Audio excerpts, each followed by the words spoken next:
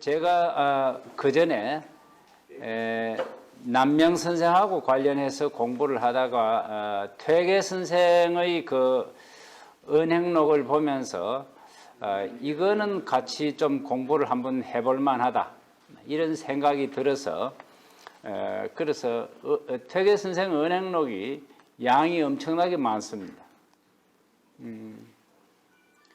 이 은행록이라고 하는 것은 성격으로 말하면 우리가 잘 아는 것으로 이야기를 하자면 논어입니다. 논어와 같은 성격입니다. 그러니까 퇴계 선생의 제자들이 퇴계 선생의 말씀과 퇴계 선생의 행동을 자기가 보았던 것 이것을 기록해서 남겨둔 것입니다. 그러니까 논어 비슷한 성격의 것인데 그래서 선생을 퇴계 선생이 어떤 분인가 하는 것을 아는데 객관적인 그런 좀 자료가 될 수가 있다. 그 다음에 또 한편으로 생각해 보면 요즘 녹음해 놓은 것을 듣듯이 그분이 말씀하신 걸 그대로 적어 놓은 기록이 있으니까 느낌이 좀 생생한 느낌이 듭니다.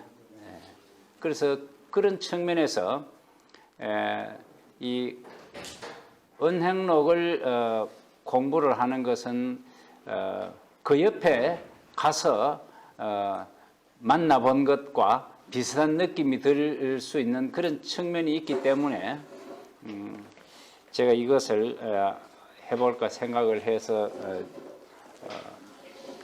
제목을 잡았는데 그 중에서도 퇴계 선생 은행록의 양이 아까 많다고 했는데 그 퇴계 선생의 은행록을 요즘 이런 식으로 하나하나 한문으로 읽고 해석하면서 그래 가려고 하면 매주 한 번씩 하면 1년 해도 모자랍니다. 양이 굉장히 많습니다. 그 중에서 제가 일부만 뽑았습니다. 그래서 오늘 하는 것이 이제 그 일부분 뽑아온 거고 다음에 이제 또 다음 주로 아마 정해져 있지 싶은데 그때는 퇴계 선생이 돌아가실 적에 기록해둔 거 그걸 고종기라고 합니다. 그 고종기를 보고 오늘은 퇴계 선생의 제자들이 다양하게 퇴계 선생에 대해서 기록해둔 내용을 한번 원문을 꼼꼼하게 검토해 가면서 그래 무슨 생각으로 어떤 말씀을 하셨는지 그걸 한번 우리가 보도록 하겠습니다. 그 114페이지에 있습니다.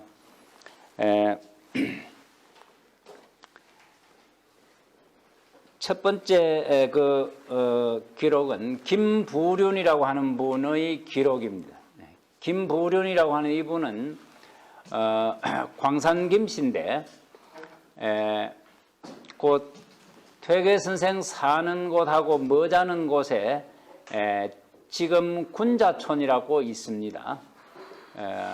그 군자촌 거기에 광산김씨네들의 그 집성촌이 있습니다. 그 집성촌 거기에 지금 곧 군자촌이라고 하는 마을은 그 밑에 예전에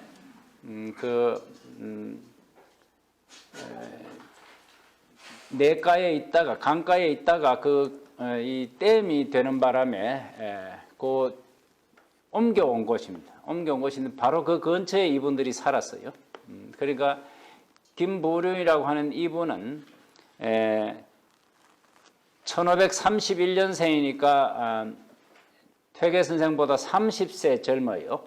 30세 젊은 분인데 그 퇴계 선생 사는 곳하고 한 10리 정도밖에 안 떨어져 있는 곳에 살았어요. 그리고 아주 이웃에 살았던 분이라고 할 수 있습니다.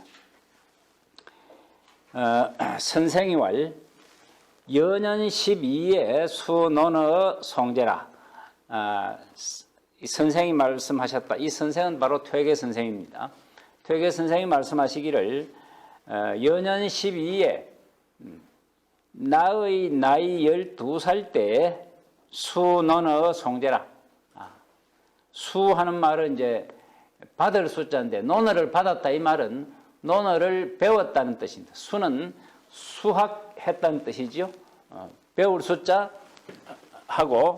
이 배울 학자, 받을 숫자하고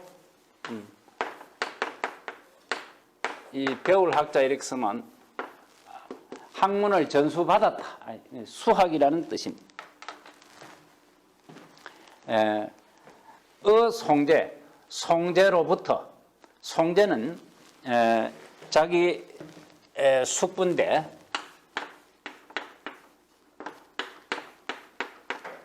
이우라고 하는 분이죠.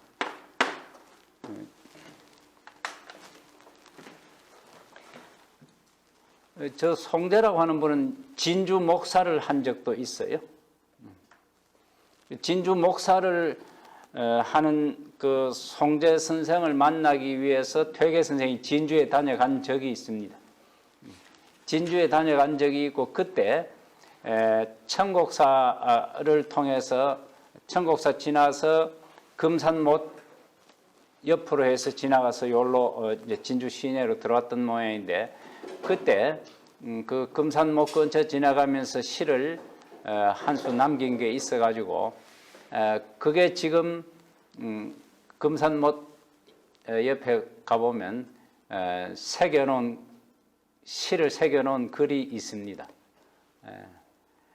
그 시를 새겨놓은 글이 소망교라고 하는 다리가 중간에 안 있습니까? 금산교 가보면 그 소망교 쪽에서 저 산 쪽으로 들어가면 소망교 밑에 그 뭐 가게가 하나 있지 않습니까?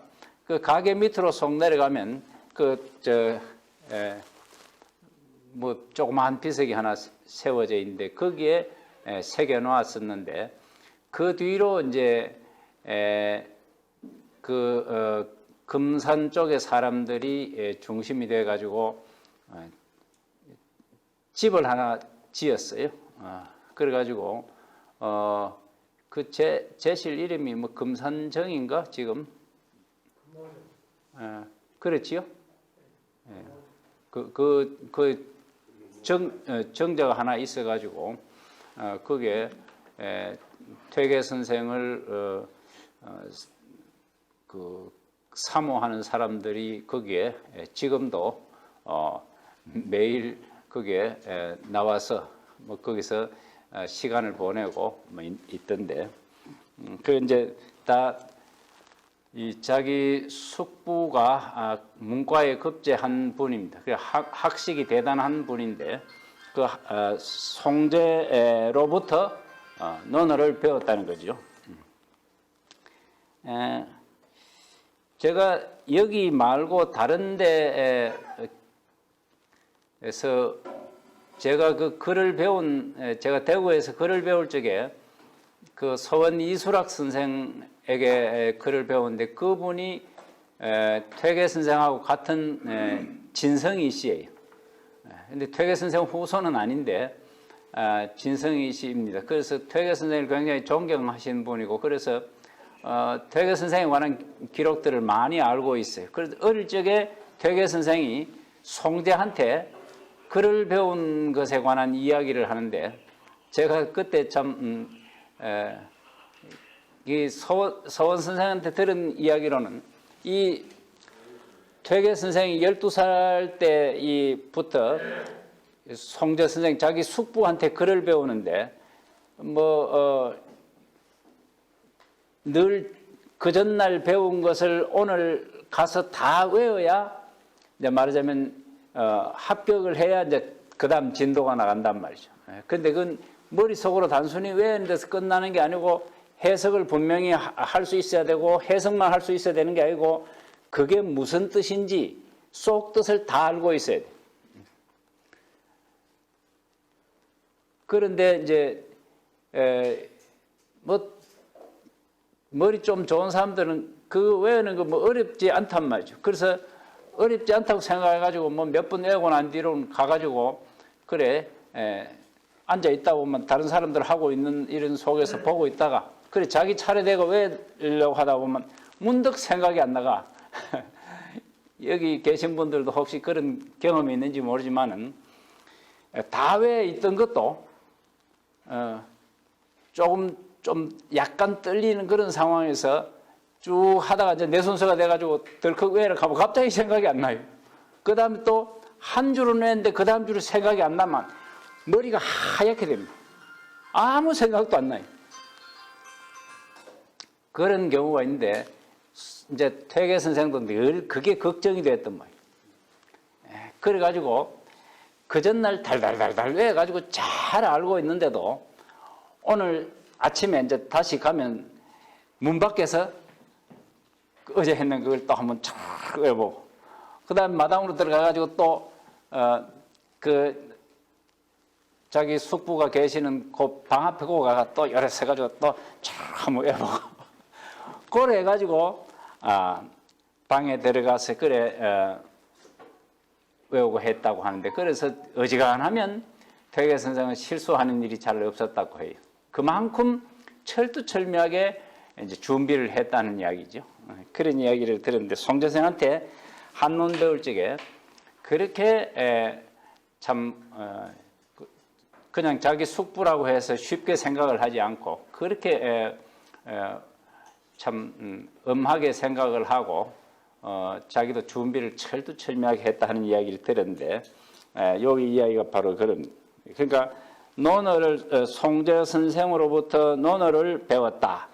그런데 망연부지기 미련이 망연하는 말은 망자가 아득하다는 뜻이에요. 그래서 망연히 아득히 부지기 미련이 그 글의 맛을 알지 못하였더니 부지기밀 할 때 기미 만미자예요.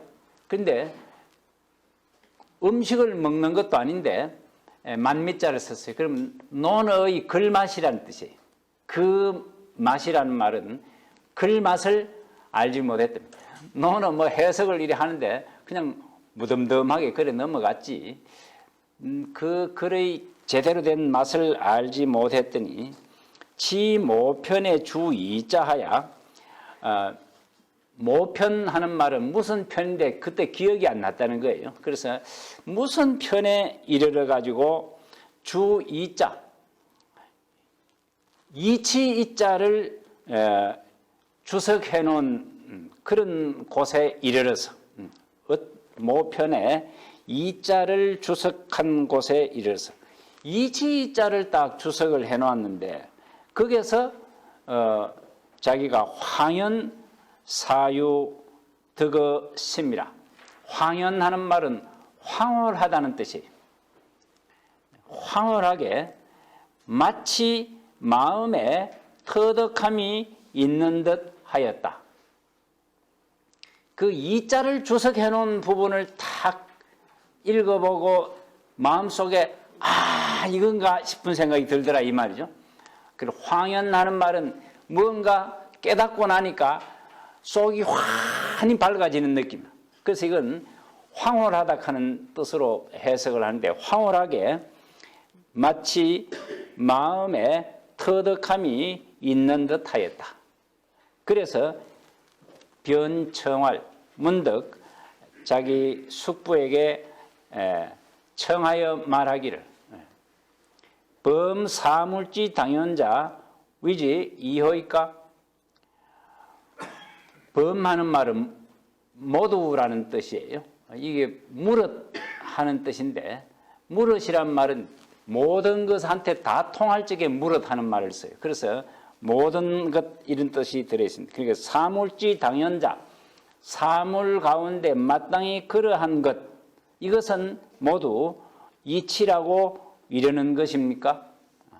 그러니까 이치가 뭐냐? 이치 있자 이치가 뭐냐 하니까 사물지 당연자 사물이 마땅히 그러해야 하는 것 그게 이치다. 그러니까 사람으로 말하면 어른을 보고 공경하는 마음을 가지는 것 이런 게 이치다. 자기 자식을 보고 또는 젊은 사람들 보고 이렇게 자애하는 마음을 가지는 것, 이런 게 저절로 그렇게 돼 있다는 거예요. 그러게 그게 마땅히 또 그래 해야 된다. 이게 이치다 라고 깨달았단 말이에요. 그래서 자기 숙부 보고 사물 가운데 마땅히 그러한 것, 그것을 이치라고 이르는 것입니까? 그 이치 아닙니까? 자기가 깨달은 거죠.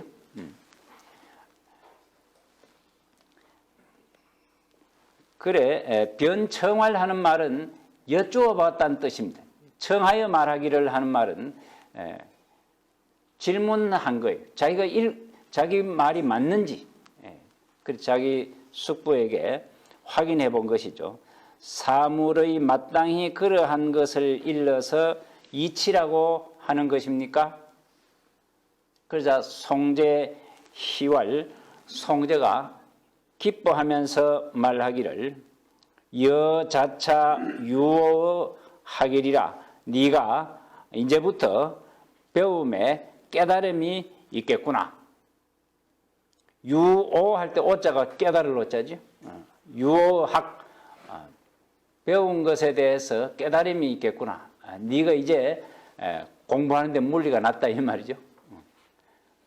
그러니까 뭔가 맛을 제대로 모르더니만은 이치자를 설명한 부분에 이르러서 이렇게 생각을 해보고 이치가 이런 거 아니겠나 하고 자기 생각을 딱 말했는데 송제가 그 말을 듣고 난 뒤로 이제부터 네가 공부에 진짜 맛을 느끼고 공부를 하겠구나. 이게 배움에 깨달음이 있겠구나 라고 말했다는 것이죠. 이런 이야기를 김부륜이라고 하는 제자가 자기 선생님으로부터 자기 이야기하는 것을 통해서 들었다 이 말이에요. 선생님이 그런 이야기를 하는 걸 들었는데 그때 그 들은 게 기억에 생생하게 남아가지고 이렇게 기록해 둔 거예요. 돌아가시고 난 뒤에.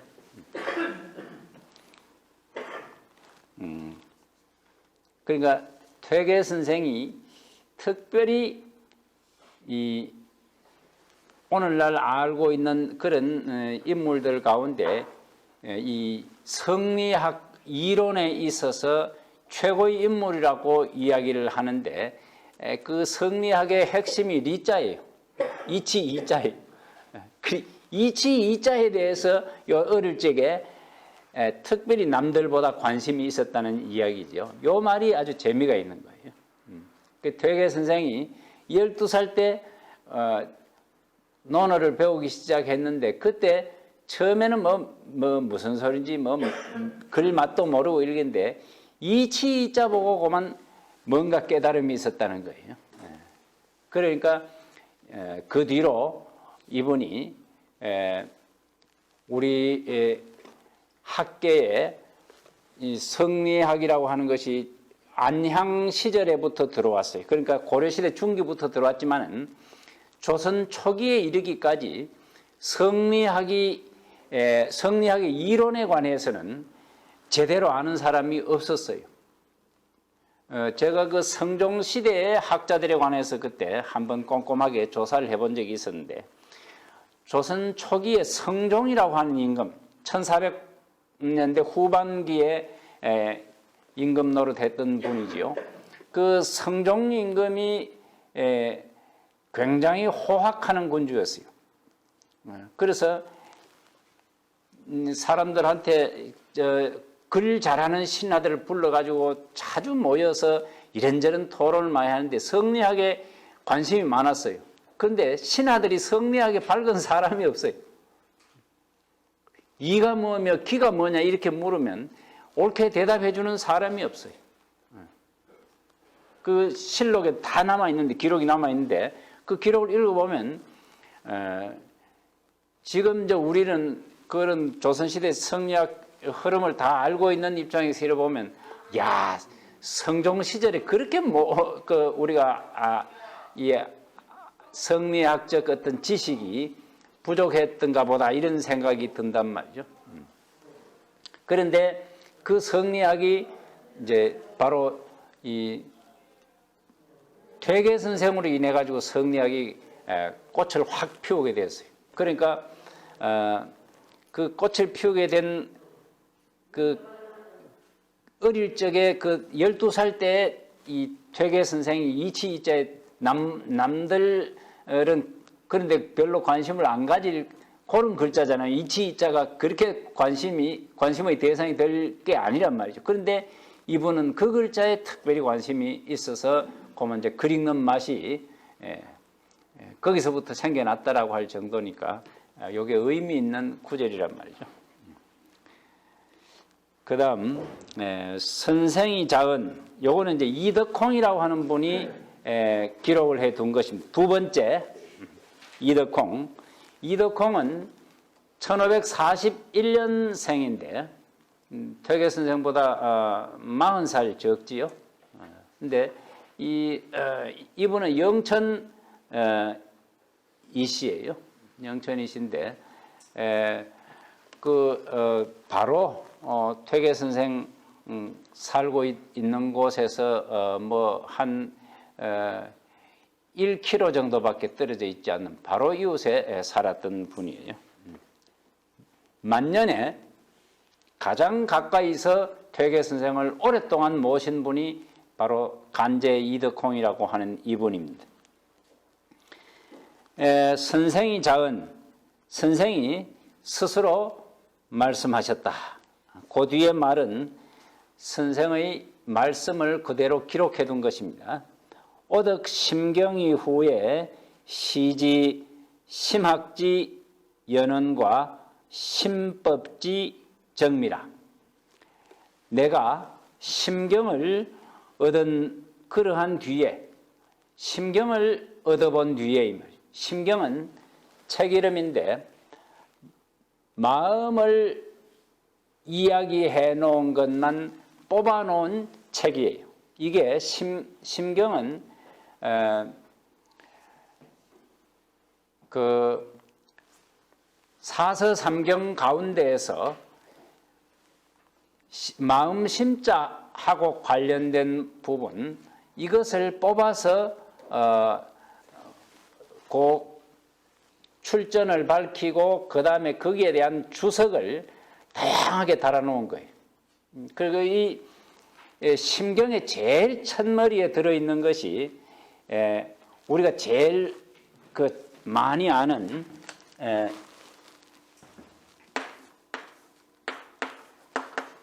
인심유의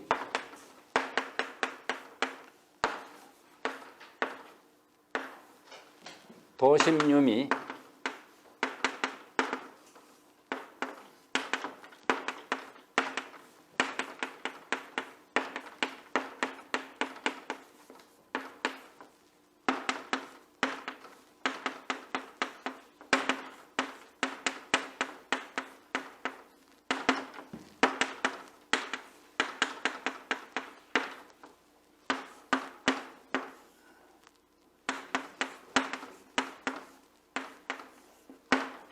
유정유일 윤집글중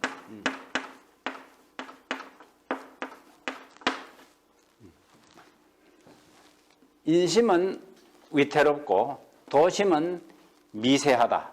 그러니 오직 정밀하고 오직 한결같아야 진실로 그 중용의 도를 잡을 수 있을 것이다. 요게 이제 중용의 도를 잡는 것을 집중이라 하죠. 중을 잡는다. 이 골자는 그 골자예요. 그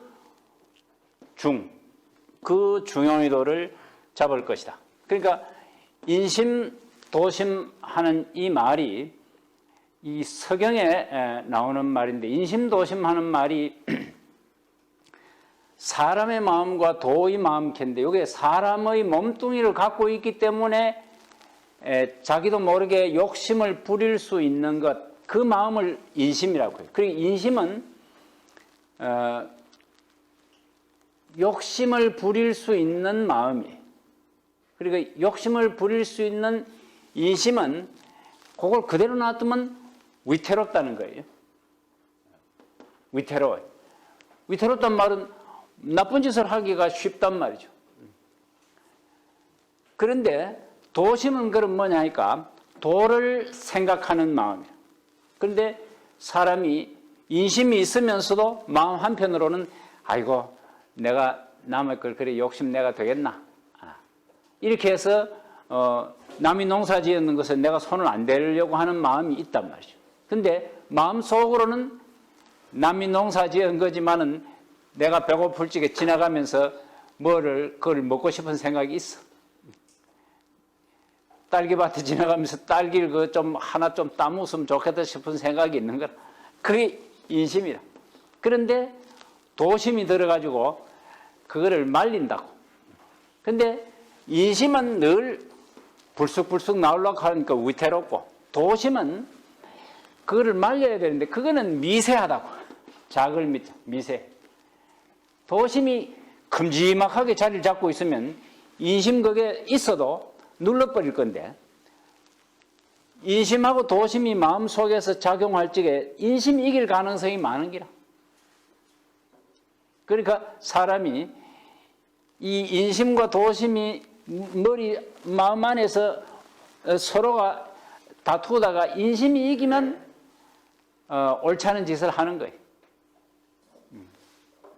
우리가 이 사회 속에서 수많은 사람들이 행동하는 거 보면 옳지 않은 짓 하는 사람들이 세상에 많은데, 그 많은 거는 자기가 알아요. 모르는 게 아니고 자기가 아는데 자기 안에 인심과 도심이 싸워가지고 인심이 이기면 옳지 않은 짓 하는 거예요. 그런데 그 중에 어떤 사람은 바른 행동을 하고 하는 사람인데 그 사람은 도심이 이긴 거예요. 도심이 이기면 바른 행동을 하게 돼 있다. 그런데 늘 사람한테는 누구나 인심과 도심이 다 있다는 거예요. 그런데 어느 경우에 어느 것이 인심이고 도심이고 어떻게 하는 것이 인심이고 도심일까? 요게 이 바람직한 길이 뭘까? 요거를 정밀하게 연구해가 아는 지식을 정의라고 해요. 그리고 공부를 열심히 해야 어느 것이 옳고 그른지 알 수가 있답니다. 우리가 이게 옳은지 저게 옳은지 모르는 경우가 많잖아요. 그래서 이 사람이 옳다고 하면 그 말 따라가고 저 사람이 옳다고 하면 그 말 따라가고 하는데, 이 사람이 옳다고 해서 따라가는데 알고 보니 그 사람이 거짓말 시킨 거야. 그럼 나도 옳지 못한 짓을 하게 되는 기라. 그러니까 그래 되면 곤란하다. 그래서 내가 공부를 해서 제대로 알아야 된다는 거예요.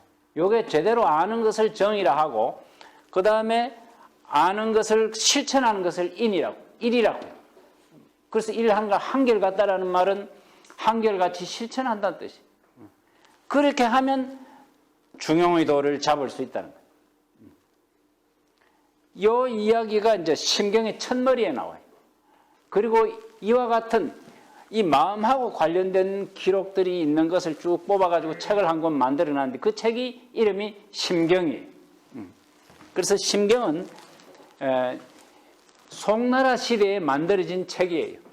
그러니까 심경은 원래 따로 심경이라는 책이 있었던 게 아니에요. 그러니까 다른 여러 경서에 나오는 마음하고 관련되는 것을 따로 뽑아놓은 책이지요. 그런데 그 책에 송나라 시대 학자들이 꼼꼼하게 주석을 많이 달아가지고 책이 한 권이 되었어요. 원문만 치면 양이 많지가 않아요. 그런데 주석이 많아가지고 책이 한 권이 되는 거예요. 그런데 그 심경에 관심이 있었다는 것은 아까 이치에 관심이 있었다라고 하는 말하고 연결이 되는 겁니다. 저게 보통 사람들은 저런 말 해놓으면 머리 아프다 할 거예요. 여기 계시는 분들도 저기 관심 있는 분이 있는가 하면 어떤 분은 쓸데없는 소리 치는 거 하노 이리 싶은 생각도 드실지 몰라요. 그만큼 인심이니 도심이니 하는 말도 머리 아프다, 쓸데없이 그런 생각하노. 내 하고 싶은 대로 하면 되지. 이까지만 하고 싶은 대로 하면 그게 내가 욕심을 안 부린 상태에서 하고 싶은 대로 하면 아주 괜찮아요. 근데 욕심을 부리고 하고 싶은 대로 해보면 못된 짓이 이제 다른 사람한테 피해가 많이 가는 그런 못된 짓을 하게 되는 거란 말이죠. 그래서 이제 그거를 공부를 통해서 어느 것이 옳은 일이고 어느 것이 그런 일인가 하는 것을 알고, 요게 인심에서 발동한 건지 도심에서 발동한 건지 이런 것을 이제 깨달으려고 하는 사람이 심경이라는 책을 보면 와, 이런 책이 있나 이리 싶어서 그 관심이 가고 재미가 있다는 거예요. 그래서 이런 말씀을 하셨다는 거죠. 선생이 스스로 말씀하시기를 오덕 심경 이후에 내가 심경을 얻어본 뒤에야 시지 비로소 알았다. 비로소 시자 알지자 비로소 알았다. 뭘 알았느냐? 심학지 연원, 마음을 공부하는 학문, 이게 심학이에요. 심학의 연원을 비로소 알게 되었고 심법지 정미, 심법이 정미하다는 것을 비로소 알게 되었다. 알지자 이것의 목적어가 심학지 연원과 심법지 정미예요. 그 심학의 그 연원이 어떻게 되는지, 그 다음에 심법이 얼마나 정밀하고 은미한 것인지 이것에 대해서 내가 비로소 알게 되었다 이 말이죠. 그러므로 오 평생 신차서여 신명하고 경차서여 엄부라. 그러므로 내가 평생에 이 책을 믿기를 신명과 같이 하였고, 이 책을 심경에 나오는 글을 신명처럼 내가 믿었다 이 말이죠. 우리가 신명이 나를 인도해 줄 거다. 신명이 나를 잘못되게 해주지는 않을 거다. 이렇게 생각을 하니까 그 신명처럼 이 책을 믿었다 이 말. 그리고 경차서여 엄부라. 이 책을 공경하기를 엄한 아버지처럼 하였다. 엄한 아버지를 내가 공경하듯이 이 책을 공경하였다. 그래서 이 심경이라고 하는 책을 읽어보고 난 뒤로 비로소 심학의 연원과 심법의 정미함을 알게 되어서 그 심경을 신명처럼 믿고 자기 엄한 아버지처럼 공경했다라고 하는 이야기죠. 이게 이제 신차서 여신명, 경차서 여엄부 했는데 이거를 시녀 신명, 경여 엄부, 요 이제 차서라는 말을 빼고 나면 시녀 신명, 경여 엄부 이랬지요. 그러니까 바로 심경을 신명처럼, 심경을 엄한 아버지처럼 그래 믿고 공경했다라는 이야기인데, 이 퇴계의 제자들이 특별히 심경을 중시했어요. 물론 퇴계만 그런 게 아니고 성리학자들은 다 심경을 중시했지요. 남명 선생도 심경을 자기가 위기지학을 하겠다고 하고 난 뒤에 서울에 있는 동고 이준경이라고 하는 분이 이 책을 심경이라고 하는 책을 주었는데, 그 책을 받고 뒤에 기록을 남겨놓았는데 그거 보면 마음이 죽지 않아야 된다라는 말을 기록을 해놨어요. 그러니까 사람이 마음은 마음대로 놀고 나는 나대로 놀고, 내가 내 몸하고 마음하고 붙어 있어야 되는데 마음은 마음대로 놀고 내 몸은 몸대로 놀고, 다시 말해서 옳지 못한 짓을 하면 안 된다 하는 거 알아요. 아는데 몸은 옳지 않은 짓을 하고 머리로는 옳지 않은 짓을 하면 안 된다 하는 걸 알고 있어요.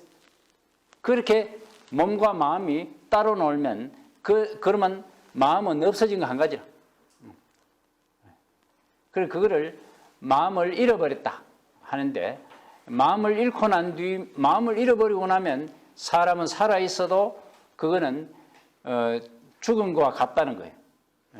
그러면서 남명 선생은 그럴 때를 이 주시라고 걸어다니는 시체와 같다, 이런 표현을 해놨어요. 그러니까 남명 선생도 이 심경을 읽어보고 난 뒤로 마음에 대해서 독실하게 실천을 해야 된다. 내 마음을 내가 제대로 잘 붙들어둬야 된다. 그리고 내 마음이 무슨 행동을 하고 있는지 이걸 자기가 잘 볼 수 있어야 된다는. 그런데 우리는 엉뚱한 일에 빠지게 되면 멍하게 그 길에 빠져가 있어요. 그리고 뭐가 하나 꽂히면 그 길에 막 빠져들어가요. 근데 그게 나쁜 짓인지도 알면서 재미가 있고 또는 그게 좋다 싶으면 그게 막 빠져요. 그게 빠져나올 줄 몰라요. 도박하는 사람들이 도박이 나쁘다는 것을 모르진 않아요. 그런데 그게 빠져들어가가지고 빠져나오지를 못하잖아요. 그 자기 자신에 대해서 진실로 깨닫지를 못하는 거예요. 아이고, 도박 안 하면, 자기 도박하는 남자가 자기 마누라한테, 아유, 내가 다시는 안 했구만, 이렇게 나누고 싹 가가 하거든. 그게 보면, 왜 그러냐. 안 해야 된다는 건 자기 알아요. 아는데 그게 되질 안 하는 거죠. 빠져나올 수 없는 거예요, 그게. 그래서 이제 그게 마음하고 몸하고 따로 노는 기란 말이에요. 그래서 내가 내 마음을 딱 잡고 있어야 돼요. 그런데 그런 이야기를 남명도 아주 절실하게 하고 있는데 퇴계 선생도 역시 그랬다는 것이지요. 자, 그 다음 구절을 보겠습니다. 학봉 김성일이 기록해둔 요 은행록인데, 학봉 김성일은 여러분이 대개 다 잘 아실 겁니다. 1538년에 태어나서 여기 진주 여기서 1593년에 돌아가신 분이죠. 1593년이 바로 임진왜란 다음 해지요. 그 임진왜란이 일어나던 해 여기 진주 성이 처음에는 막아냈었어요. 처음에 막아냈었는데 그 다음에 계사년에 와가지고 함락이 되는데, 함락되기 전에 이 진주성에서 그 함락되기 전에 이 진주성에서 이 학봉 김성일이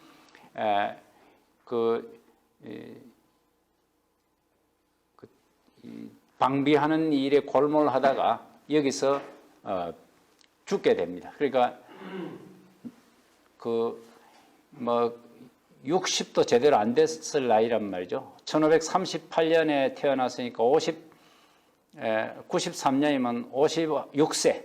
그런데 그때 죽은 거는 병이 들어가지고 죽은 건 아니고 고생하다가 사실은 죽은 건데, 그렇기 때문에 학봉 김성일에 대해서 임진왜란 때 외놈이 안 쳐들어올 거다라고 하는 이야기를 했다고 해서 그 당시에도 그렇고 그 후세에도 그렇고 지금까지도 학봉 김성일에 대해서는 그게 따라다닙니다. 외놈이 안 쳐들어올 거라고 해가지고 그래 같이 그 일본에 갔다 온 사람이 황윤길이라고 하는 분은 외놈들이 쳐들어올 거라고 하고, 이분은 부사로 간 분인데 이분은 안 쳐들어올 거라고 이렇게 이야기하는 바람에 당파 싸움이 있어가지고 그랬다 하는 그런 이야기를 하는데, 그래서 임진왜란 책임을 이 학봉 김성일에게 돌리는 경우가 많습니다. 그런데 제가 그때 학봉 김성일에 관한 기록을 꼼꼼하게 한번 읽어본 적이 있었는데, 그래서 저는 학봉 김성일이라고 하는 인물을 저는 그렇게 생각해요. 다른 사람은 어떻게 이야기하든지 간에 저는 그렇게 보는 게 뭐냐 하니까, 학봉은 자기는 외놈들은 적어도 우리나라를 쳐들어오지 못할 거라고 생각한 거예요. 그리고 결과적으로 보면 저는 오판했다고 봐요. 여기에 혹시 학봉 선생 집안이나 후손들이 또는 있을지 모르겠는데, 그래 이야기하면 굉장히 못마땅하게 봐요. 그렇지만 제가 읽은 것으로 보면 학봉 선생은 외놈들이 적어도 우리나라를 쳐들어오지 못할 존재라고 봐요. 왜 그러냐 하니까, 이 학봉은 일본의 그 통신사로 일본에 갔다 오는 과정의 그 기록을 이래 보면 아주 우습게 봐요. 외놈들을 형편없게 봐요. 그리고 아주 기상이 하늘을 찌를 듯해요. 그런데 같이 갔던 정사로 갔던 이 황윤길 같은 분들은 기록을 읽어보면 아주 겁을 냈던 것 같아요. 외놈들이 전부 칼을 차고 다니거든. 그리고 언제 칼구잡 내가지고 칠지 모르니까 겁을 설설설 내고 그러는데, 학봉은 저 칼 들고 있는 거 하나도 겁을 안 내는 게. 그리고 대마도 그 도주가 자기 있는 곳에 가마를 타고 들어오는 거야. 그래가지고 딱 그 자리에서 지적을 해가지고 네가 어찌 여기에 가마를 타고 들어온단 말이냐. 내가 비록 보잘것없는 사람이지만 나는 우리 임금님의 명령을 받고 온 사람이니까 여기 우리 임금님이 와 있다고 생각해야 되는데 네가 감히 여기 말을 타고 가마를 타고 들어온단 말이냐 하고 이야기하니까 말이 딱 맞으니까 그 대마도주가 자기가 그랬다고 말하기에는 말의 앞뒤가 안 맞으니까 그 가마 메고 온 놈을 그 자리에서 목을 쳤어요. 이놈이 천지도 모르고 나를 이렇게 가마를 메고 이길로 들어와서 그런 기라고 하면서 목을 쳐버렸다. 그리고 뭐 학봉의 그 기상이 하늘을 찌르는 기라. 그러니까 다른 사람들은 겁을 내고 하는데도 학봉은 겁을 내지 않았어요. 그리고 저런 놈들은 우리나라를 감히 못 쳐들어. 저 허세로 괜히 쳐들어온다고 하지. 못 쳐들어올까 이렇게 생각한 거예요. 근데 사실은 그게 저는 오판이었다고 봐요. 근데 그가 갖고 있는 일본에 대한 아주 좀 이 사람들은 저급하다고 보는 거예요. 문화가 우리하고는 비교가 안 된다고 생각한 거예요. 그러면서 저놈들이 감히 우리나라를 쳐들어와 허세를 떠는 거지. 칼을 차고 댕기면서 이거 이놈들 택도 없는 소리 하지 마라 이래 생각을 했다는 거예요. 그런데 실제로 쳐들어오고 나니까 그래 자기가 목숨 걸고 이게 막아냈던 거예요. 그러다가 이제 죽었으니까 그 당대 학봉은 이 진주에서 자기가 딱 죽었으니까 그 뒤로 학봉에 대한 비난의 어떤 행동이 어떤 행동으로 가가 학봉에 대한 무슨 죄를 주자는 게 없었어요. 그런데 만약에 학봉이 임진왜란 끝날 때까지 살아 있었으면 그건 형편없이 당했을 거예요. 그러니까 학봉은 결국은 1593년 이 진주역에서 죽은 것이 오히려 죽은 뒤에 형편으로 보면 좋은 거라고 볼 수는 있지요. 근데 학봉은 굉장히 기상이 있는 사람이고 이 경상남도 사람들하고 서로 기맥이 통해요. 그리고 이 남명선생 제자들하고 서로 궁합이 잘 맞았던 거예요. 그래가지고 이 의병을 일으키는데 이 학봉이 굉장히 많이 주도를 했고 또 여기 사람들이 그게 분연히 들고 일어나니까 학봉으로서는 마음이 서로 잘 맞았던 지역 사람들이 이쪽 지역 사람이라고 볼 수가 있습니다. 그 학봉의 기록이 이렇습니다. 문서 잠경지연하야 개 좌우하야 관성이 여하 있고 잠경지연하는 말은 우리가 잠은 좋은 말 있지요. 그 다음에 경계되는 말 이런 경계가 되는 말을 써서 좌우에 자리 오른쪽에 걸어두어서 걸개자 걸어두어서 보고 살피는 것이 우리가 좋은 말 이런 거 써붙여두고 보고 그 글을 내용을 읽어보고 자기 자신을 돌아보는 것 성자 살필 성자 자기 자신을 돌아보는 거죠. 돌아보는 것이 어떠합니까? 하고 질문했다는 것이죠.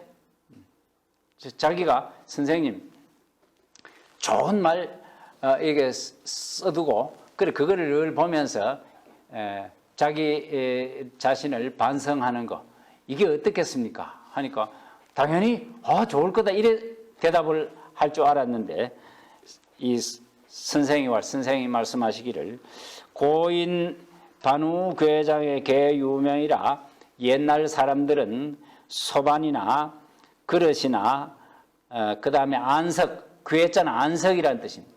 앉아있는 자리에 이렇게 손 이렇게 대는 거 있죠? 그걸 안석이라고 하는데 그 다음에 안석이나 괴, 지팡이 이런 데에 모두 명이 있었다.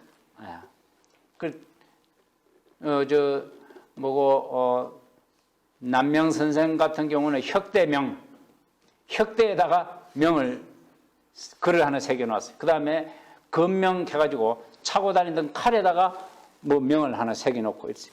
그런 식으로 옛날 사람들은 자기 주변에 손이 닿는 곳 이런 곳에는 다 의미 있는 글을 새겨놓았는데 그거를 이제 명이라고 합니다. 모두 명이 있었다.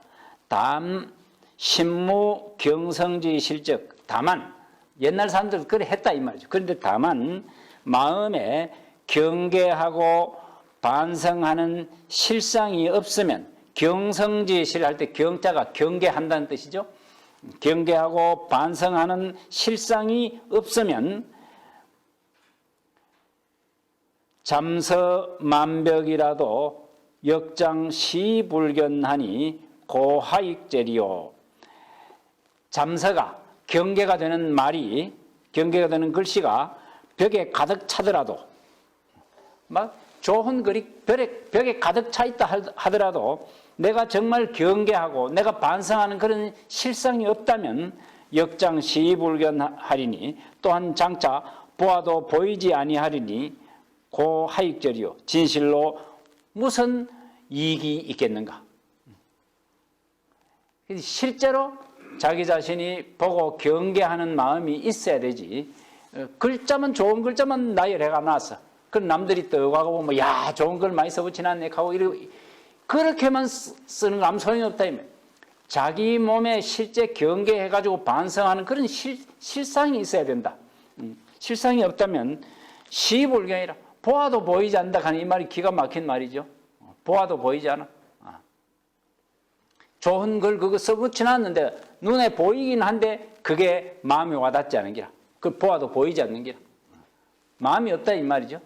그러니 무슨 이익이 있겠는가.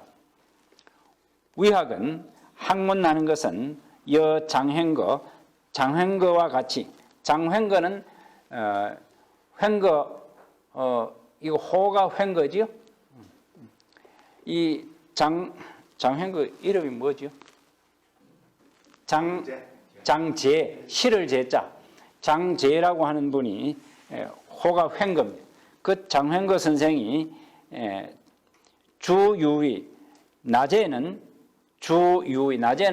함이 있고 야유덕, 밤에는 어둠이 있고 은유교, 말에는 가르침이 있고 동유상, 행동에는 일정함이 있고 순유존, 요 순은 눈 깜짝할 순자예요.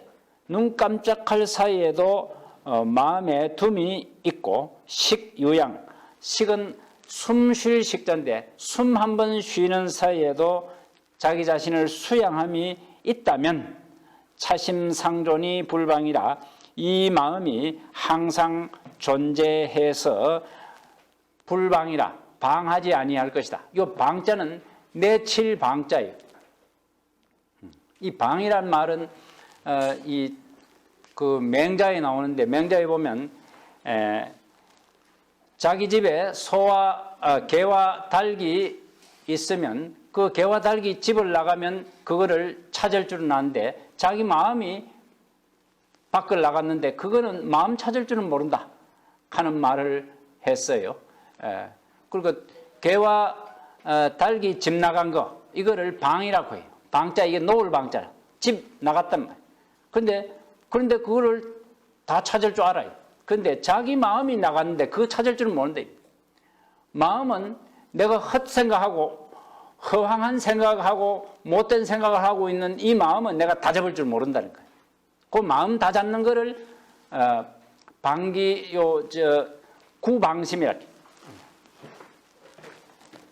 이 마음이, 요 방자는 집을 나갔다는 뜻이, 집 나간 마음을 찾는 것을 구방심이라. 요 구하는 게 요게 찾는다는 거죠. 집 나간 마음을 찾는다는 거예요.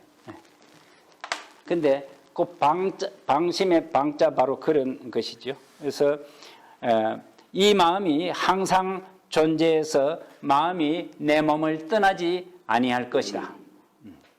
하되어 개좌우리야리요, 어찌 자리 오른쪽에 써붙여 두는 것, 걸어두는 것, 이것을 기다릴 것이냐. 자리 오른쪽에 써두기보다는 일상생활 속에서 매사 내가 마음을 내가 하는 일에 대해서 잠시라도 헛생각 안 하는 거, 그거를 경이라고 해요. 이 퇴계 선생은 낮에는 말할 것도 없고 밤에 잘 때도 경을 해야 된다라고 하는 생각을 갖고 있었던 분이 퇴계 선생. 그래 경하는 말은 마음을 다잡는 거예요. 이게 구방심 이게 바로 경입니다. 집 나간 마음을 찾아가지고 자기 마음을 자기가 딱 지니고 있는 거 이것을 경이라고 하는데 이 경의 상태를 계속 유지할 수 있어야 된다. 그 써붙여 두는 거 이거는 마음을 다잡는데 도움이 되면 물론 좋은데 이거는 이것대로 자기 마음대로 놀면 소용이 없다 하는 그 이야기를 이렇게 한 것이지요. 제가 이야기하는 게 좀 길어서 그런지 하다 보니까 이 세 조각밖에 하지 못했는데 벌써 1시간이 다 지나갔습니다. 좀 쉬었다가 하겠습니다. 예.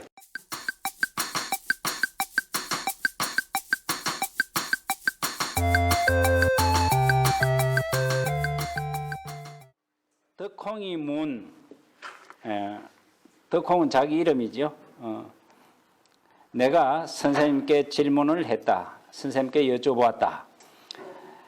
심중불용일물, 마음 속에는 물건 하나도 용납하지 아니해야 된다 라고 말하는데 연적 그렇다면 그 옛날 이런 말이 있었어요. 마음속에 하나의 물건도 용납해서는 안 된다 이런 말이 있어요. 남명 선생도 돌아가시면서 마음속에 하나의 물건도 용납하지 않아야 되는데 나는 이런 경지에 이르지 못했다 라고 남명 선생도 그런 이야기를 해요. 그런데 수유 당연지책이라도 역불가 용호이까 비록 마땅함이 있는 마땅히 그래야 하는 그런 법칙이 있다 할지라도 또한 마음속에 용납해서는 안 되는 것입니까? 마음속에 하나의 사물도 용납해서는 안 된다 하는 말은 마음이 깨끗해야 된다는 이야기. 그러면 마땅히 행해야 되는 마땅히 그러한 법칙, 당연지칙 이것도 마음속에 있으면 안 되느냐? 라고 이야기를 하는 거예요. 그렇게 질문하니까 왈비하라. 퇴계 선생이 말씀하시기를 아니다. 불용물 운자는 마음속에 사물을 용납해서는 안 된다라고 하는 말은 불용물이라고 사물을 용납하지 말아야 된다고 말하는 것은 은심지 전체가 지허지정하여 말하자면 마음의 전체가 마음의 온전한 덩어리가 지허지정하여 지극히 텅 비어 있고 또 지극히 고요한 것이 여명경조물 마치 밝은 거울이 사물을 비치는 것과 같다. 그래서 물레적 응지의 불체 사물이 거기에 다가오면 거기에 응하여 막히지 아니하고 그러니까 밝은 거울이 있으면 밝은 거울에 어떤 사물이 석 다가오면 싹 비춰주지요.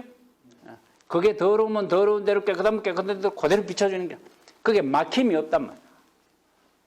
그런데 거울이 막지 않으면 거울이 더러우면 사물이 다가와도 옳게 못 비춰주지요. 그러면 안 된다는 것이죠.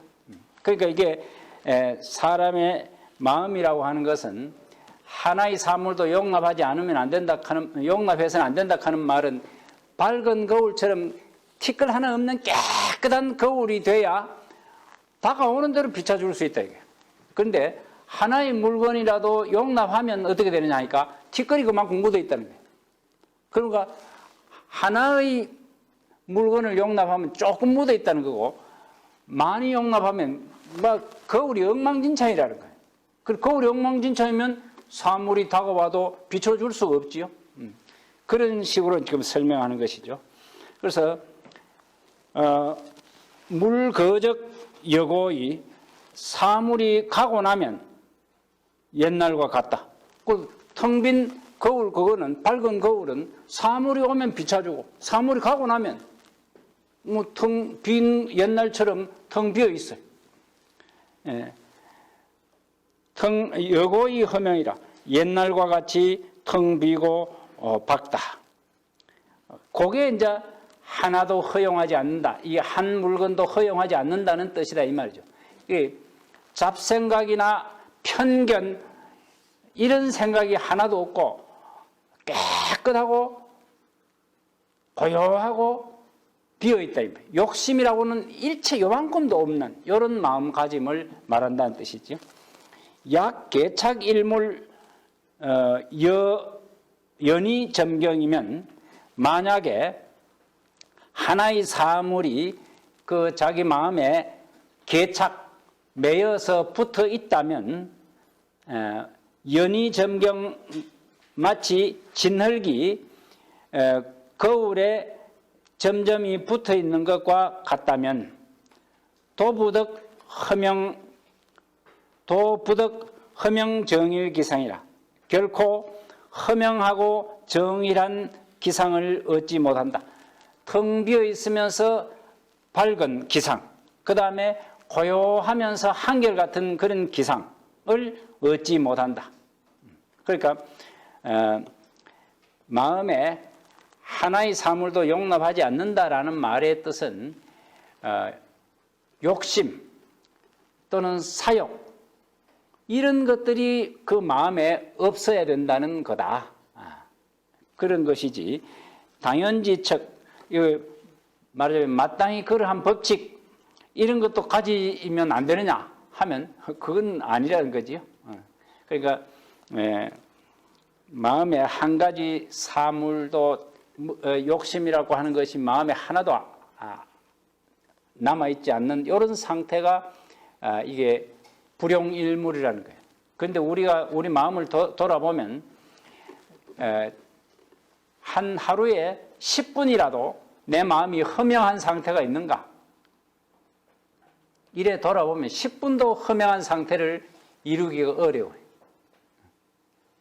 그런데 논어에 보면 안자를 두고 말하면서 삼어를 불의인이라 이런 말을 했습니다.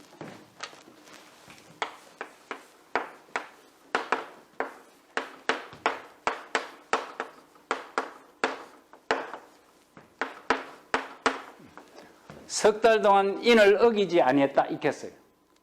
이게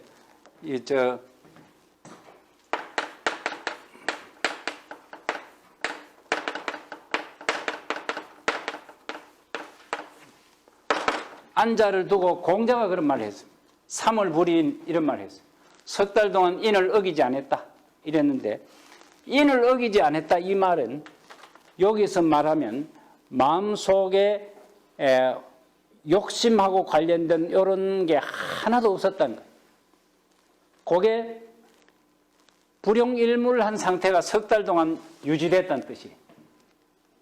이거 무시무시한 일이에요. 석 달 동안 불용일물의 상태를 유지했다.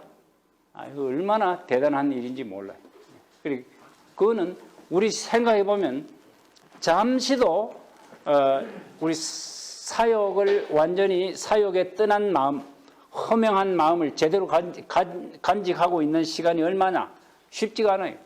아무도 없을 때는 좀 잠시 가질 수는 있지만 밖에 나가면 금방 욕심이 일어나고 그런데 전에 이야기하듯이 그 예쁜 여자들 지나가면 뭐한테 자꾸 쳐다보느냐. 그런데 허명한 마음이 있으면 그게 안 갈 거라고 그렇게 그냥 다른 옆에 남자 지나가는 거나 여자 지나가는 게 똑같이 그냥 뭐 사람이네 이런 생각을 할 낀데 예쁜 여자가 지나가면 한 번 더 본단 말이야. 그거 왜 그러냐. 그 순간에 허명한 마음이 사라진 거예요. 잠깐 동안. 그러니까 그 허명한 마음을 유지한다는 거 이게 욕심이 하나도 없고 사욕이 하나도 없고 오로지 바른 마음만 가지고 있는 어진 마음만 가지고 있는 이런 상태 이거는 참으로 어려운 거죠. 그러니까 옳은 생각을 가지고 있는 거 이거는 뭐 문제가 될 게 없다는 거죠. 마음에 한 가지 사물도 없다 하는 말은 옳은 생각도 가지지 마라 이런 건 아니래요. 이거는 거의 불교와 같아요. 불교 같은 곳에는 옳고 그르고 하니 마음에 아무 생각도 없어야 된다는 거예요. 그 정멸이라 해, 정멸. 불교에서는 정멸한다고 이야기하는데 뭐 그거는 또 다른 종교 문제니까 치우고 이 육아에서는 옳은 생각을 늘 갖고 있는 거 이게 어질지 못한 또는 욕심 이런 것들을 하나도 마음속에 안 갖고 있는 이 상태가 불용일물이라는 거죠. 그 다음 학봉 선생이 기록해둔 겁니다. 선생지학은 일용 동정 어묵상 용공하여 평이 명백이요 무심 고원지 사이 동용 주선 중내하니 자유 인불가 급지 묘라. 선생의 학문은 일상생활, 일용이란 말은 날로 쓴다라는 말인데 일상생활이라는 뜻이. 일상생활에서의 동정어묵, 동은 움직이는 것이고 정은 조용하게 지내는 것. 그 다음에 어는 말하는 것이고 묵은 말 안 할 때. 그러니까 고요할 적에나 말할 적에나 움직일 적에나 말할 적에나 고요할 적, 말 안 할 적. 이런 상자는 그런 한 가운데라는 뜻이. 윗상자는 동정어묵의 위에서 동정어묵하는 사이에서 용공해서 공부를 써서. 그러니까 우리는 고요하게 있을 적에 말할 적에 또는 움직일 적에 이런 데는 공부할 때가 아니라고 생각하고 책 볼 적에만 공부할 때라고 생각하잖아요. 그러니까 공부는 언제 어디서나 공부는 해야 된다는 거예요. 그러니까 걸어갈 적에도 공부를 하고 말할 적에도 공부를 하고 그러니까 걸어갈 적에는 내가 제대로 걸었느냐 말할 적에는 제대로 말했는가 이런 식으로 하나하나 다 모든 것이 공부라는 거예요. 그래서 용공이란 말은 공부를 한다는 뜻이에요. 공부를 해서 평이명백이요. 평이하고 명백한 것이고 뭐 엄청나게 어려운 게 아니고 평범해. 평이란 말은 평범하고 쉽다는 뜻이죠. 평범하고 쉬우면서 명백한 것, 분명하다. 그런 것이고 무심고원지사라. 매우 높고 먼 일은 없다. 심하는 말은 매우라는 뜻이에요. 고원한 일, 매우 고상하고 매우 우리 일상생활하고 멀리 떨어져 있는 희한한 일, 이런 일은 없다는 거예요.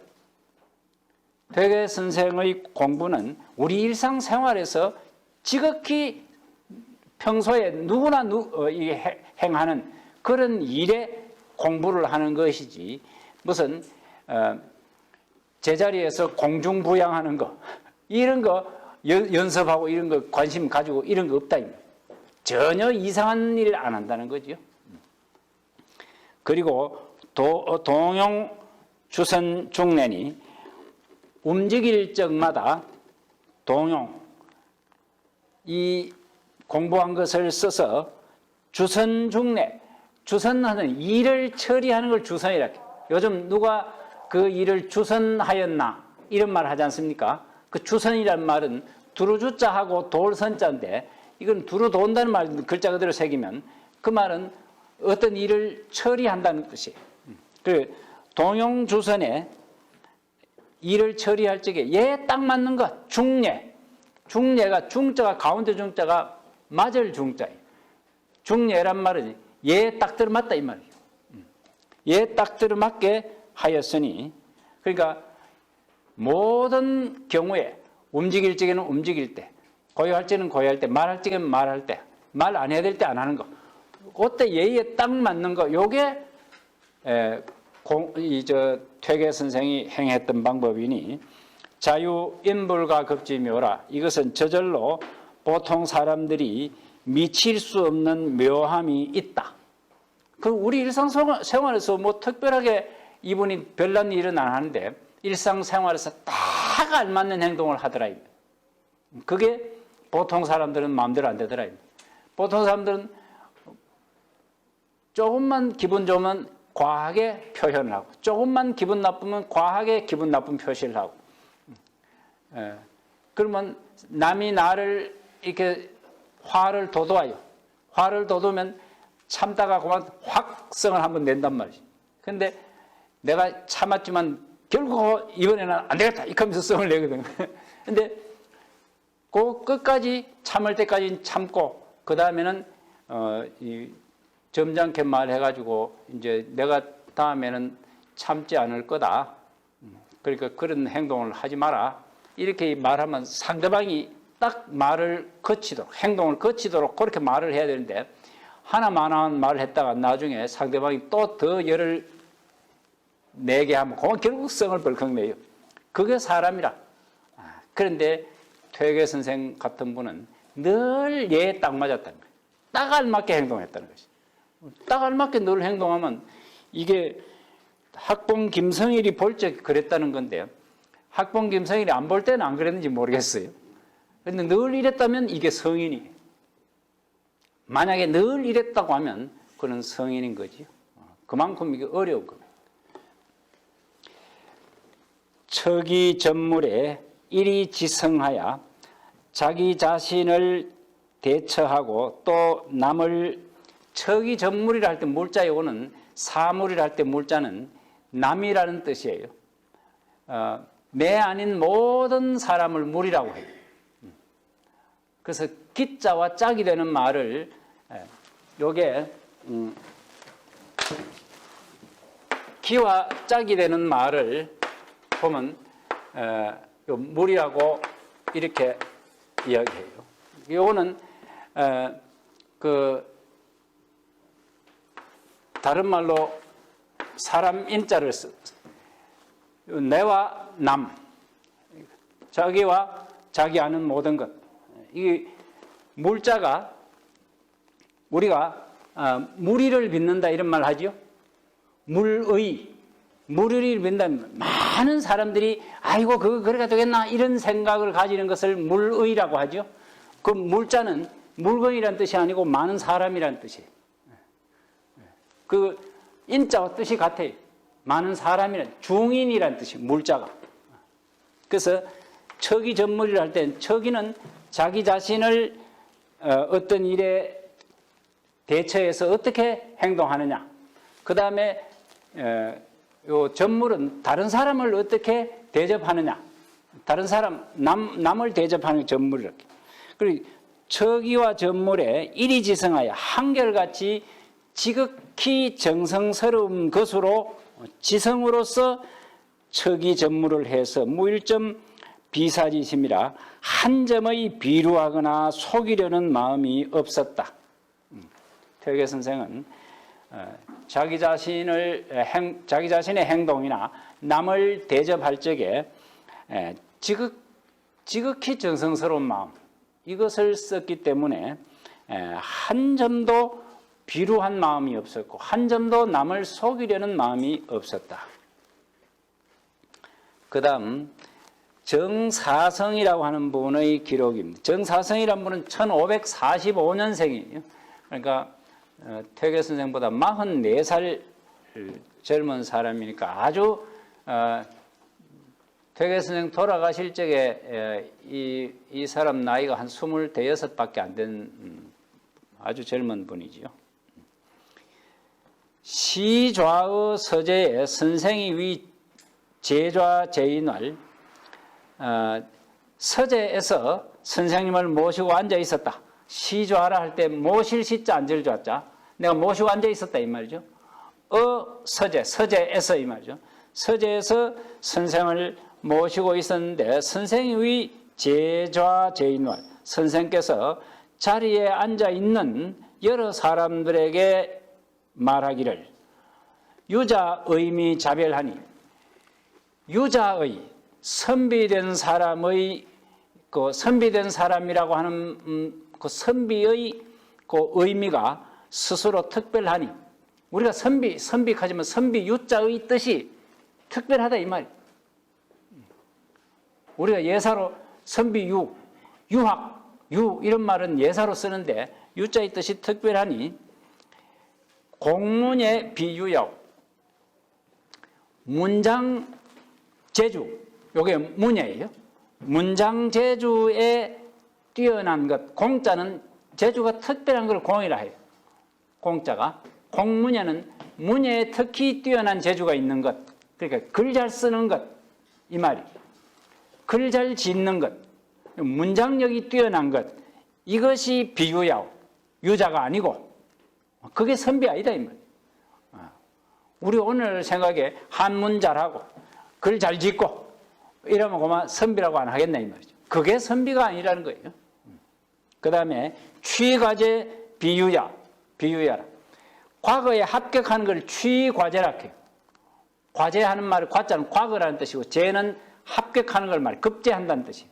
그 취과제란 말은 과제를 취하는 것 이 말인데 이게 과거에 합격하는, 과거에 합격하는 것이 비유야라. 이게 유자가 아니라 우리는 과거에 합격하면 유자로서 크게 뭐 성취한 것이라 생각하고 문장력이 뛰어나면 야, 그 사람 선비다 이런 말을 하는데 그게 선비가 아니라는 거예요. 그러면서 인하여 탄식하여 말씀하셨다. 세간 허다 영재가 혼골 속학하니 세상 사이에 허다한 영재들이, 허다한 뛰어난 인재, 영재는 뛰어난 인재랍니다. 뛰어난 인재들이 혼골 속학하니, 세속의 학문을 속학이라고, 세속의 학문에 혼돈하여 빠져 있으니, 혼골이라 할 때 골자가 빠질 골자예요. 그게 어지럽혀져 있다 이 말이에요. 세속의 학문에 폭 빠져가 있단 말이에요. 세속의 학문이 뭐냐? 그 앞에서 이야기한 글 잘 짓는 것, 그 다음에 과거 급제하는 것, 이런 게 세속의 학문.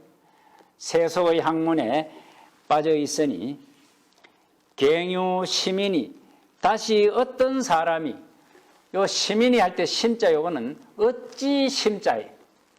심자가 심할 심자로 일반적으로는 쓰이는데 요게 어떻게, 어찌 하자와 같아요. 왜 불교에 보면 시삼마라고 하는 말 하죠. 그게 시삼마 할 때 삼마하는 게 이 심자를 써요. 요게 어찌라는 뜻이, 어찌 하자와 같아요. 그래서 다시 어떤 사람이 능 파탈 득차 과구야, 능히 파탈, 파자는 파자 요게 그만둔다는 뜻이, 탈자는 벗어난다는 뜻이. 그러면 파탈, 이런 과구, 차 과구할 때 과자는 구덩이 과자, 이게 과거라 할 때 그 과자가 구덩이라는 뜻이 있어요. 구자는 요 호박 구자야. 물건을 그 안에 집에 넣어놓고 콩콩 빻을 적에 그걸 호박이라 하죠. 그 과구라 하는 말은 구덩이란 말. 이 과구, 이 구덩이가 뭐냐 하니까 글 잘 짓는 구덩이, 과거에 합격하는 구덩이. 이 구덩이를 어떤 사람이, 다시 어떤 사람이 있어서 능히 이 구덩이를 벗어날 수 있겠는가? 그러니까 퇴계 선생 시대만 그런 게 아니고 그 이후에도 다 마찬가지면 다 문장 잘 짓는 사람 되려고, 그 다음에 과거 급제하는 사람 되려고 모두가 그 길로만 빠졌지 정말 제대로 공부한 사람이 있었나? 이런 이야기. 그러면 어떤 사람이 진짜 공부하는 사람이냐 하니까 그게 남명 선생이 이야기했던 거고, 이거 남명 선생만이 이야기했던 건 아니지요.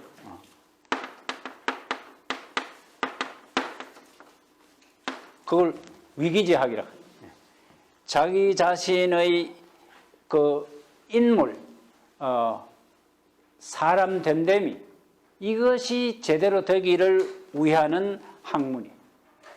그러니까 요거 반대말이 요 위인제학이에요.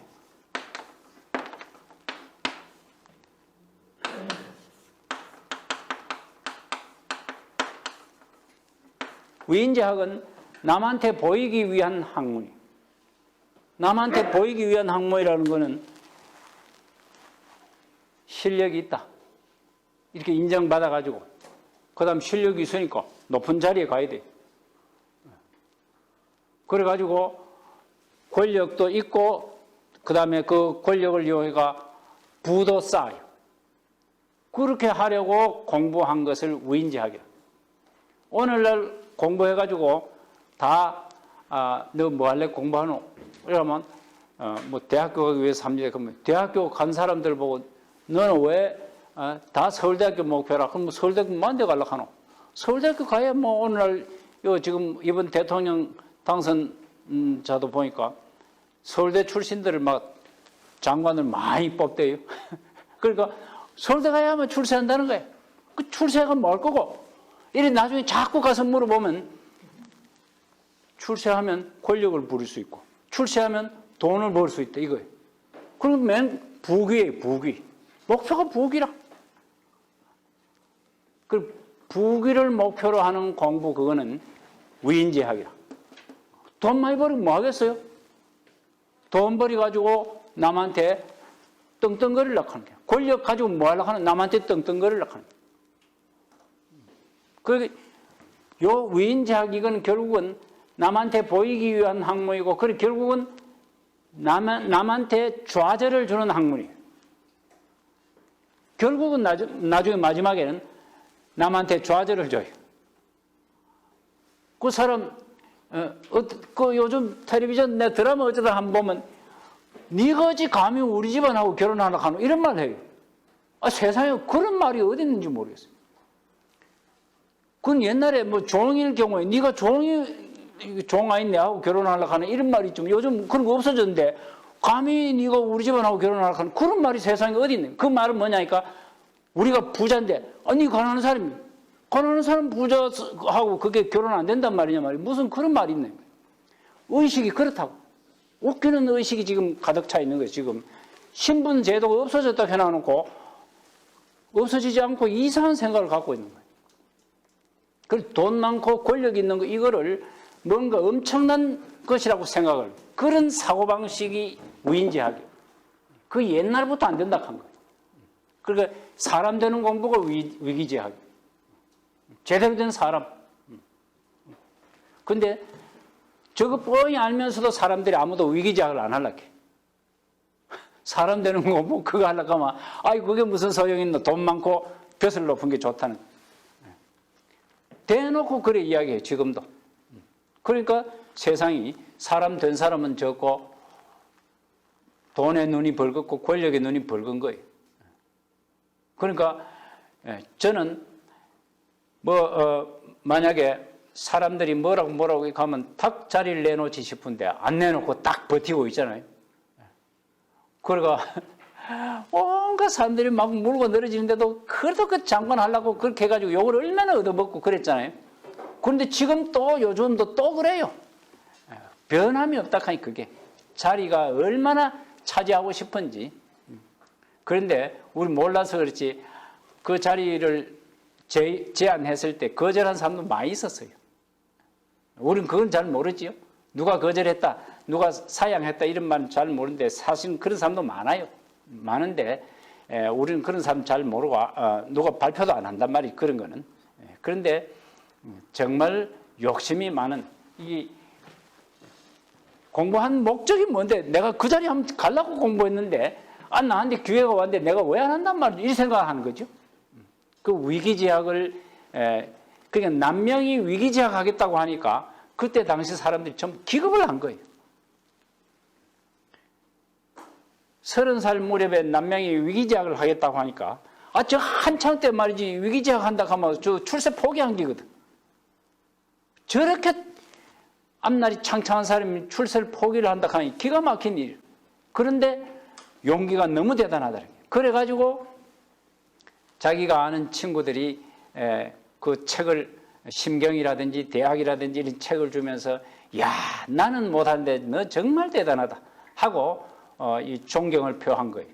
그래서 45세 때 자기 어머니가 돌아가셨을 때 규암 송인수라고 하는 분한테 자기 어머니 묘갈명을 좀 지어달라고 하니까 그 규암 송인수가 남명 선생보다 나이가 4살 많고 자기는 현직으로 이품 벼슬까지 했는 사람인데 그래 남명에 대해서 살아있는 남명에 대해서 선생이란 표현을 썼어요.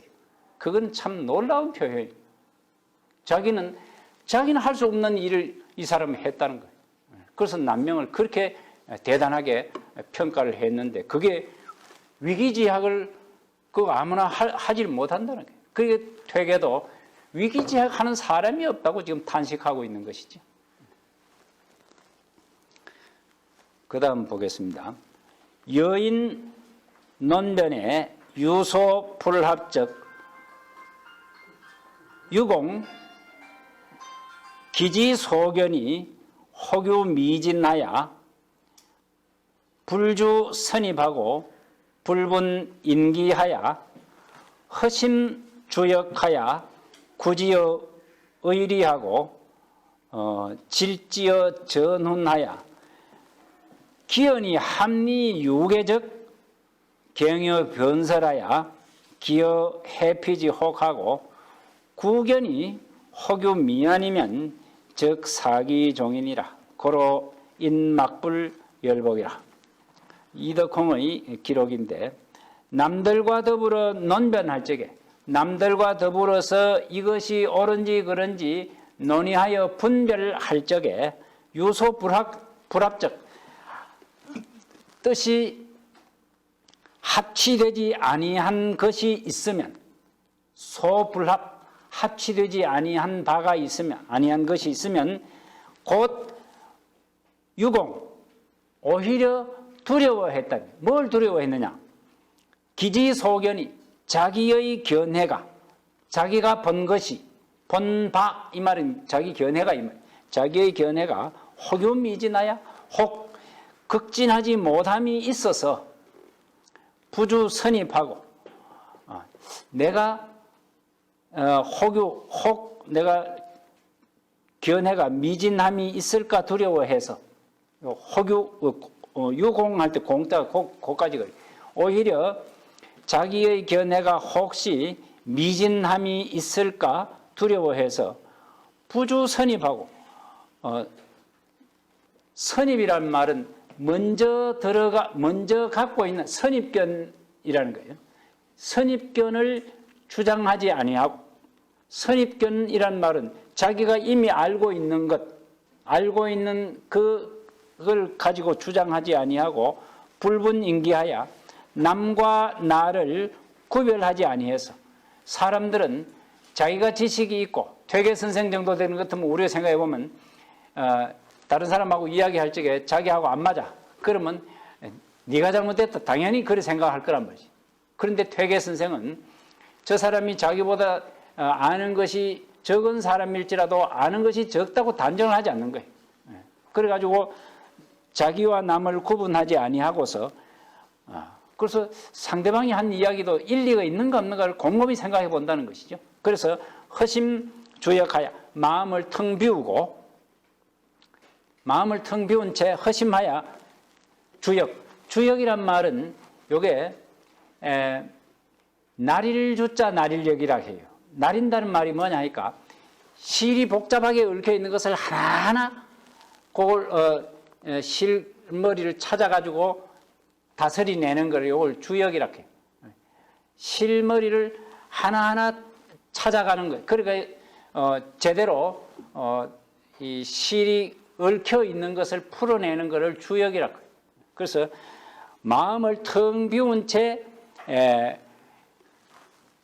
일의 이치를 따져보는 거예요. 따져보아서 구지어 의리하고 의리에서 그것을 찾고 의리에 맞는지 안 맞는지 그래서 그 관점에서 찾는 게 내가 아는 지식 가지고 무조건 판단하는 게 아니고 그래 저 사람도 저렇게 말하는 게 뭔가 이유가 있겠지 이렇게 해서 마음을 텅 비운 채 요리조리 생각을 해가지고 이치의 측면에서 그것을 찾고 질지어 전훈하여 또 옛날 책 전훈이란 말은 서경에 전이 있고 훈이 있어요. 그래서 서경을 두고 말하는 것인데 서경과 같은 그런 옛날 경전을 해서 그것을 질정해서 바탕을 해서 그게 어디 있는가 아닌가 이렇게 해서 기연이 합리 유계적 자기의 말이 합리 이치에 합당하고 유계적 근거가 있으면 유계라 할 때 계자는 근거라는 뜻이에요.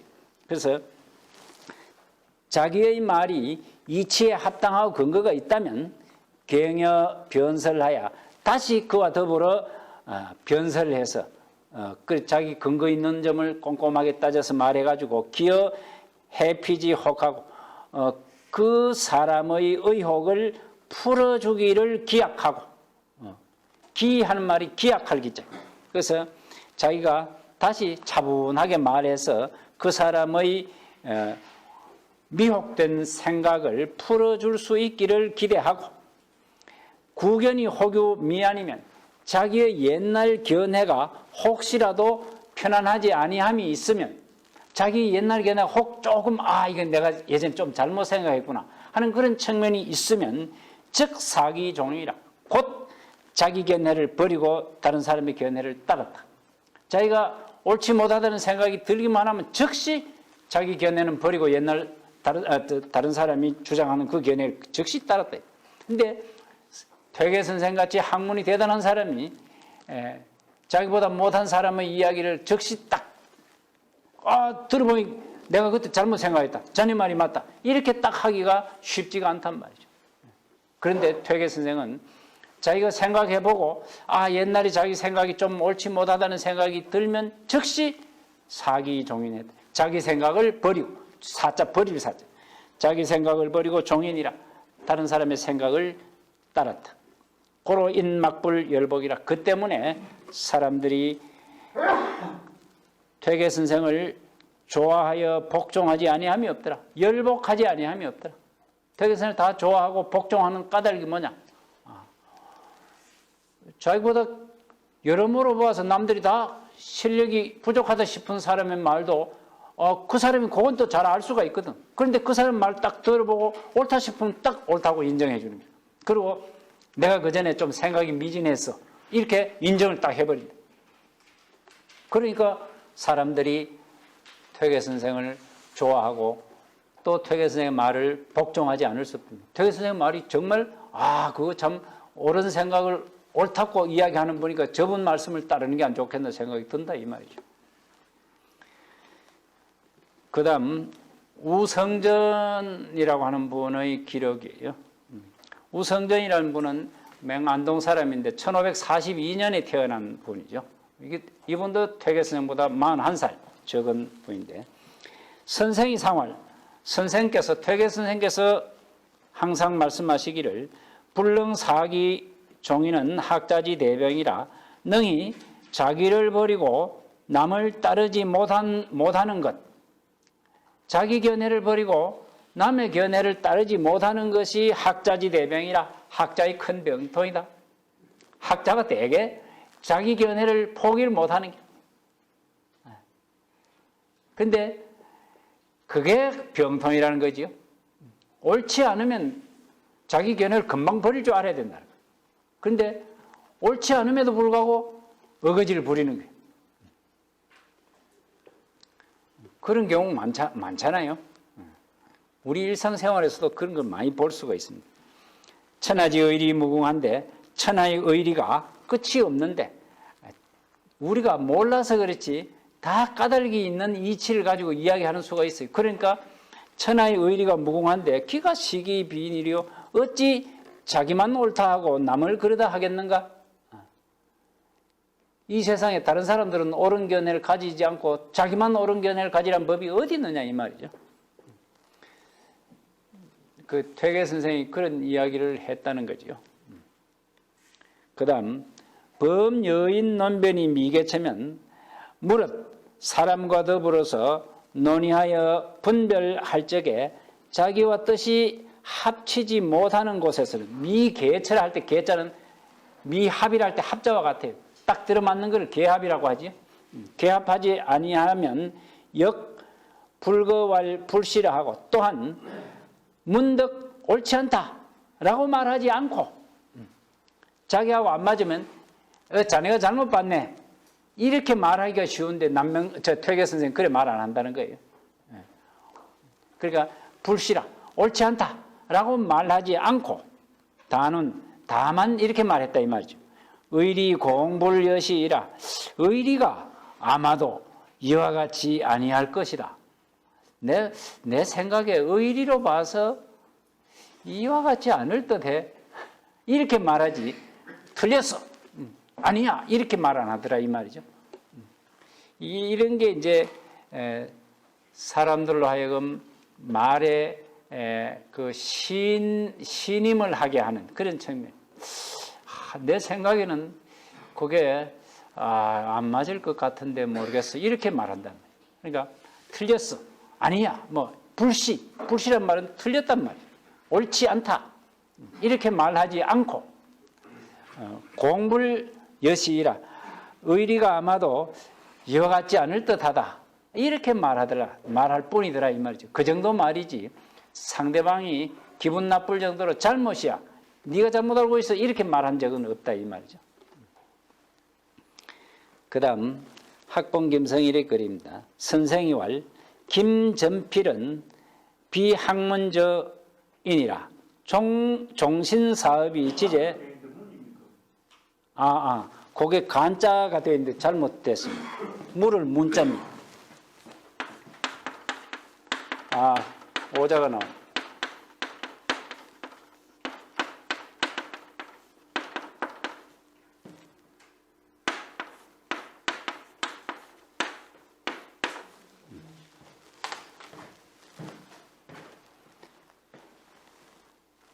문자입니다. 그게 학자 다음에 있는 글자가 그게 문자 안에 날일자가 들어있는데 그게 입구자로 바꿔야 됩니다. 그래서 김전필은 전필제 김종직을 가리킨 전필제 김종직은 학문하는 사람이 아니다. 저자가 하는 갈지자와 같아요. 갈지자와 같습니다. 그리고 학문지인 학문하는 사람. 그래서 전필제 김종직은 학문하는 사람이 아니다. 학자가 아니라는 뜻이에요. 종신사업이 죽을 때까지의 일이 지제 사화상이라 단지 문장상에 있다. 사화란 말이 글재주예요. 글재주. 평생 자기 한 일이 글재주 부리는 데에 있다. 관계의 문집에 가지라. 그 문집을 보면 알 수가 있다. 그 전필제 김종직을 두고 학자가 아니고 문장가라고 말한 거예요. 이 말이 있어가지고 퇴계 선생의 이 말이 기록에 남아있기 때문에 전필제 김종직이 문묘에 종사되지 못했어요. 전필제 김종직이 그 제자를 그렇게 많이 두었음에도 불구하고 문묘에 종사되지 못한 점이 퇴계 이 말씀 때문이에요. 그 퇴계는 왜 전필제를 두고 이렇게 말했느냐. 그 전필제는 그 죽을 때까지 정말 학자다운 행동을 한 적은 없다는 거예요. 제자는 많이 가르쳤지만은 학자다운 행동을 제대로 행동을 한 적이 없다는 거예요. 그건 뭐냐? 이 전필제가 1453년에 계유정난이 일어나고 그때부터 세조가 정권을 잡았어요. 세조가 정권을 잡아가지고 자기 조카를 몰아내고 자기가 임금 자리에 올라가게 되는데 1453년 그 무렵에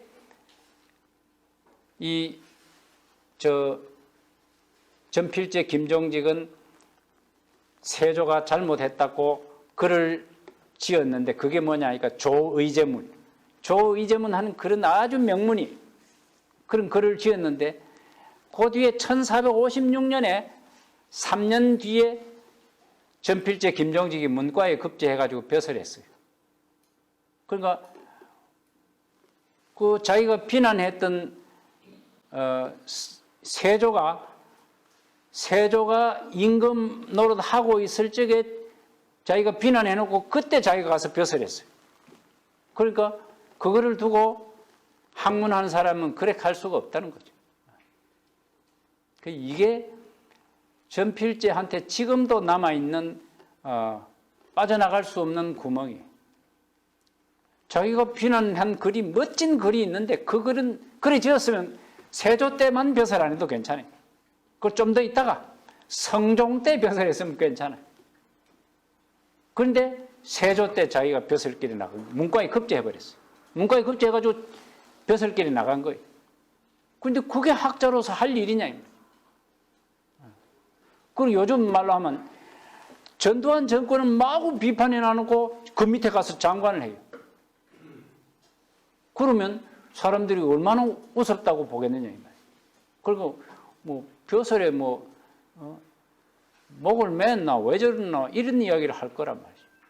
그러니까 그걸 두고 퇴계는 비학문적인이라고 이야기를 한 것이죠. 이게 참 전필제가 엄청나게 제자들을 많이 길렀어요. 그래서 전필제는 문묘에 종사될 수 있을 정도로 그렇게 엄청난 학문적 공적이 있음에도 불구하고 퇴계는 학자가 아니라고 말한 거예요.